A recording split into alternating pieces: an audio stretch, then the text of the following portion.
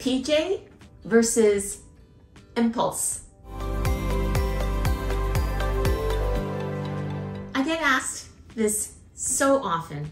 What is the difference between the new PJ or the classic mPulse? And it's kind of strange because it's like talking about your two kids you love them both.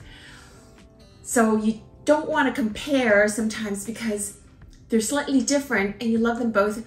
But at some point, if push comes to shove and you need to talk about what is the major difference, the characteristics of the two, then it becomes a little bit of a challenge. But today I am going to try my very best to offer an unbiased review to talk about the differences between the two. And full disclosure, I own both. I purchased years ago the mPulse 30 when it first came out, and I absolutely love the product. It's great. They've come out with different versions of the classic, improved its performance, and then as permanent jewelry taken off, they decided to come up with the PJ based on what people wanted. So I own both, and recently I have become a distributor for Sunstone machines, the welders, and I love them. So I'm going to try to be as unbiased today as possible. And in today's session, what I'm going to talk about is basically the differences between the two. And I'm not going to talk about how to set it up. I have videos for that if you want a solo product review that's a little bit more in-depth. Here today, I'm just going to talk about the major differences between the two that I hope will help you understand make your decisions, product purchasing decision making, and I hope to be able to help in that way. I'm going to begin by talking about the physical differences. First, actually, the similarities, so we can move that out of the way. Then the physical differences, followed by performance difference. And lastly, if you own one or the other, what can you do to compensate, or the hacks to be able to achieve the performance of the other? So that is what I'm going to be covering today. Okay, so first, the auto dimming lenses are identical regardless for either the PJ or the mPulse.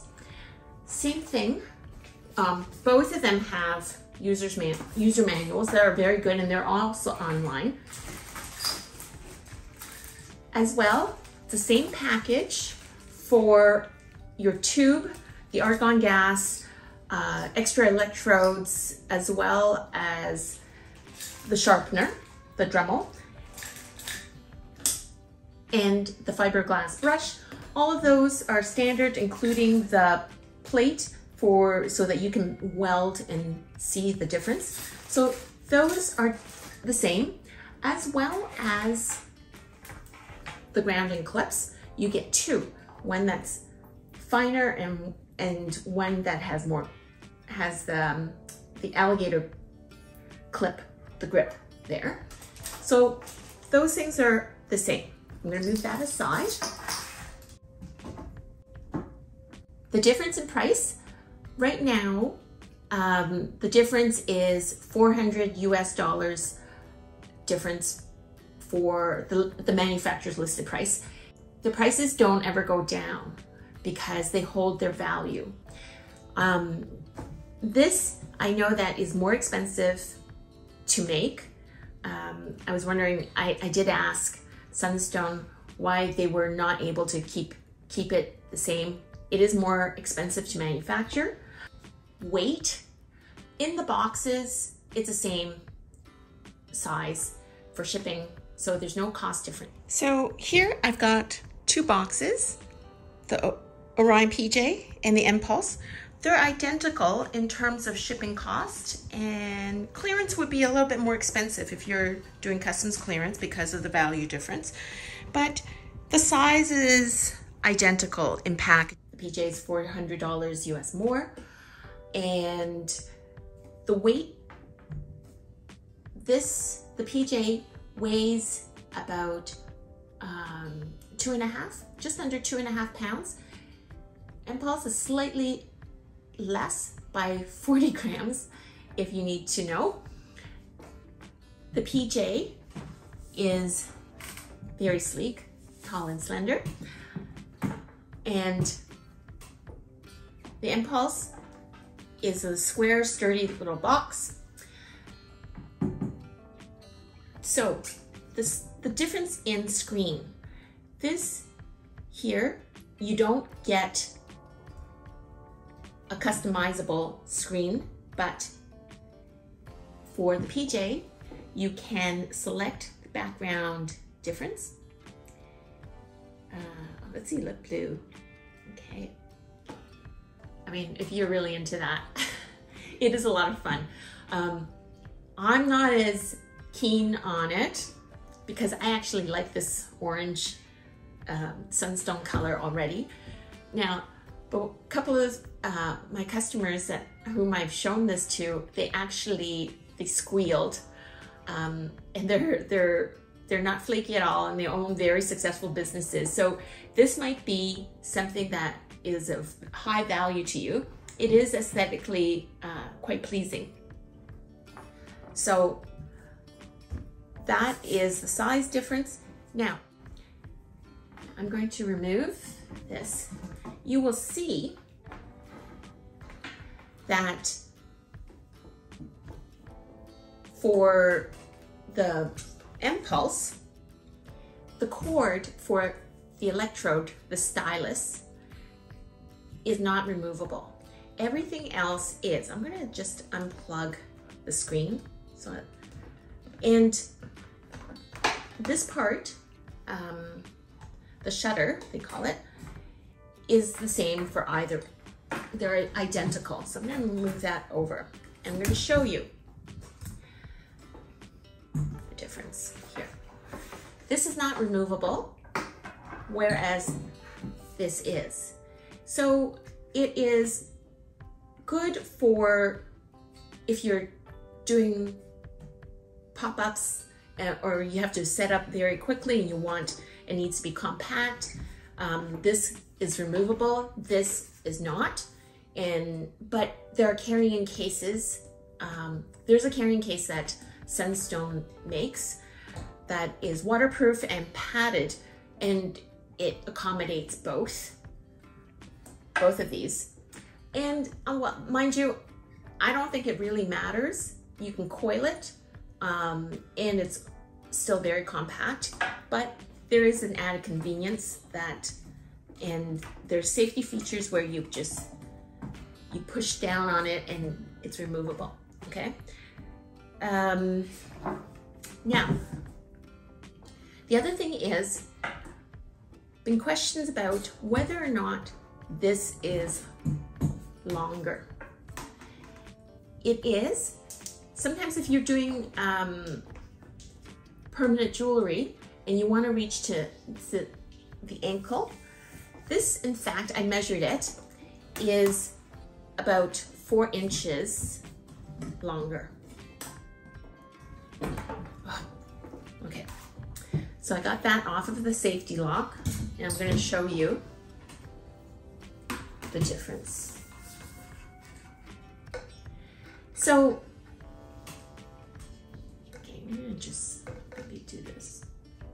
Yes, it's about 3 inches longer. The thing though is that with the PJ, you can purchase an extension, so that a 3-foot extension, so it can go much longer if you wish. Now, is it really important? Is it vital? I would say no, personally, because I have welded, I've welded anklets also. And basically, if you put, have a stool, have them lift up their leg a little bit closer, as you can see, this reaches a fair amount as well. And if you had to go really low, in my opinion, because they've got their foot down, you would have to be reaching down also. So I would say, no, I don't want to be reaching down. So both of these work extremely well for anklets as well. And so physically, those are major differences. And the power switch is here. The power switch for the mPulse is in the back. The grounding clip plugs in the front for, this is actually very convenient. I find having it up front is more convenient. And for the mPulse, it is in the back. So when you are actually reaching,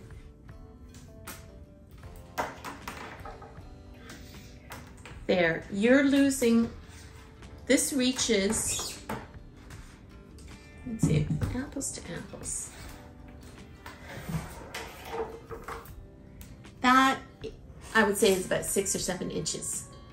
So there is that to consider. So yeah, both of them have the locking mechanism so that you don't accidentally bump with the heat or whatnot and have it at some strange, or move your setting, and then there'll be a surprise. So both of them have that, and those are the major differences physically. I'm now going to demonstrate for you the difference in welding power and characteristics between the mPulse and the PJ. 32 gauge, that's hair thin, and I can barely see whether or not they're touching, but I'm going to try again with the blunt 3 watts blunted electrode. Okay. Did zap. Let me see. Hey. So by making the tip blunt, you can actually dampen the amount of power, and this is really fine. This is 32 gauge, and I'm able to weld it. I don't know when you would really want to do it because it's very fine. However, the fact that you can do it and this powerful machine can be altered to do such a fine weld is amazing. Next, I weld 26 gauge sterling silver wire, which is thin enough to go through most fine chains, and it works perfectly with both the mPulse and the PJ at 6 watts without any problems. And as you can see at the end, I check my work by twisting the jump ring to make sure that it works perfectly fine and the seam does not break open. Next, I weld 18 gauge, which is 1.2 millimeters sterling silver, and both the PJ and the mPulse takes immediately with 10 watt power. Next, I weld 16 gauge sterling silver jump ring, which is 1.6 millimeters. It's very thick, and in fact, if you had that in a small jump ring, that thickness, you don't really need weld for it to stay in place. However, for the sake of science, I went ahead and first I weld with the mPulse at 15 watts, one weld. However, I was able to snap it open. So then I redid that with 2 welds, and still with a lot more force though, I was able to snap it open. And so I increased the wattage to 18 watts, but this time, so that I don't have to keep doing the experiment over and over again, I decided to weld 3 spots, and it was solid. So then I switched to the PJ, which has a maximum of 15 watts, 15 joules. I was a bit concerned that it would not work, given that in 2 welds, I was able to snap it open at 15 watts. However, this time I decided to weld 3 welds, and it was secure and I could not twist it open. So just to let you know that you can actually compensate a little bit. Despite the power of PJ maxing out at 15 joules, I was able to achieve the same amount of security by welding at 3 different spots. And perhaps you can weld more spots, and it would give you the same result as a slightly higher wattage. Next, I took the thickest jump ring I had, which is 12 gauge, 2.6 millimeters. And you might ask, when would you ever use such a thick jump ring? Well, it could be that you might be welding a pendant or perhaps a bangle, a thick one. So I wanted to test this out.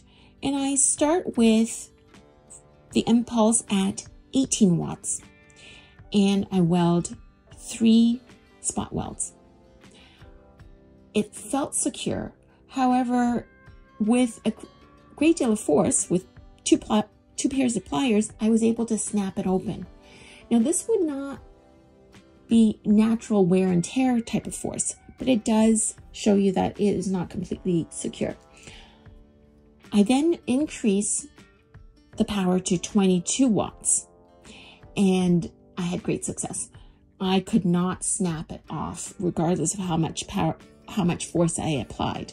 So that is very good to know. And lastly, I decide to weld a pair of stud earrings. And I take a pair of posts that are 1 millimeter thick with a base. The base helps because I'm not soldering, and I'm not going to be using the solder as a bit of glue to fill. And that's another video altogether. I decide to use 18 watts to start this, and I spot weld on more than 3 sides until the base is pretty evenly fused. This is not a problem at all, and it worked perfectly to a point where I'm bending the post all the way curved, and it stayed. On the other hand, with the PJ at the maximum power of 15 watts, I welded multiple times, as many as I could, to ensure that I'm doing the best job possible. However, with force, the post did snap off. It simply doesn't, at 15 watts, it simply does not provide enough power, even with a lot of welds, to be able to secure that and melt away the base so as to coat and fuse the sides together. So just to let you know, that does not work for the PJ to be able to weld studs securely. However, I have used in the past this method to secure it so that it's steady while I add solder and flame. So it could help in the manufacturing process if you're doing soldering, but for studs, you cannot simply weld, or at least I've not been able to succeed in that. Perhaps there is another trick to it. Standard with each Sunstone welder comes extra electrodes and this disc.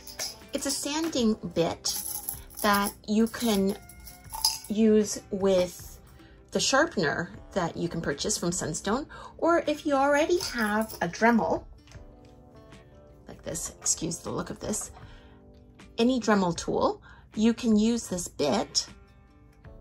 All you have to do is open it up like this, put it in, and tighten. And now you are ready to sand and sharpen. Now, with this sanding disc, you can either sand, sharpening this at an angle, 15 degrees, like this, to sharpen, or you can take it and just flatten the tip. You flatten the tip, and that I'll show you what happens.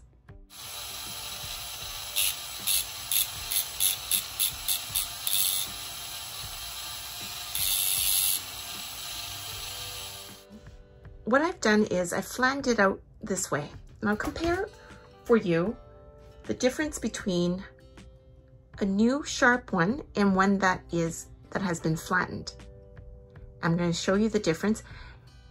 I have another video where I show that, in fact, when you flatten it, you dampen the power.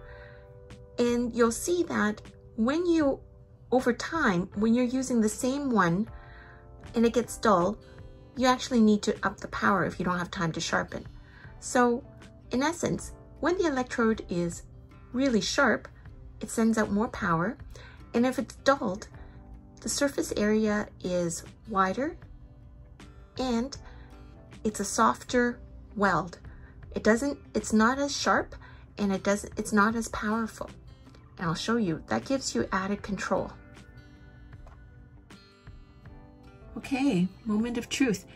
32 gauge, that's hair thin, and I can barely see whether or not they're touching, but I'm going to try again with the blunt 3 watts blunted electrode. Okay. Did zap. Let me see. Hey. So, by making the tip blunt, you can actually dampen the amount of power, and this is really fine. This is 32 gauge, and I'm able to weld it.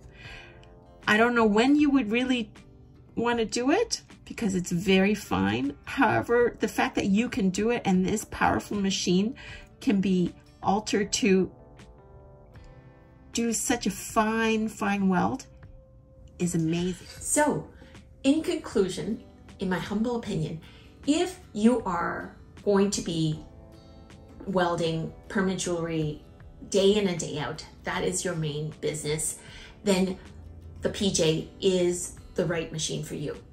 It's well worth the money, the bit extra for the added conveniences and features that are specific for permanent jewelry, and it gives you fine tuning as well as all the cutesy features. If, on the other hand, you are a jeweler, or you can see yourself down the road welding thicker items like earring backings, lockets, etc., then this with the bigger power range is the right machine for you. But note, either machine, you're absolutely going to love it. You're going to love these, and they will do a perfectly fine job for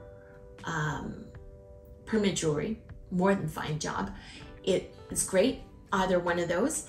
And this also, the PJ, will be able to allow you to weld many different things that are jewelry related above and beyond permanent jewelry.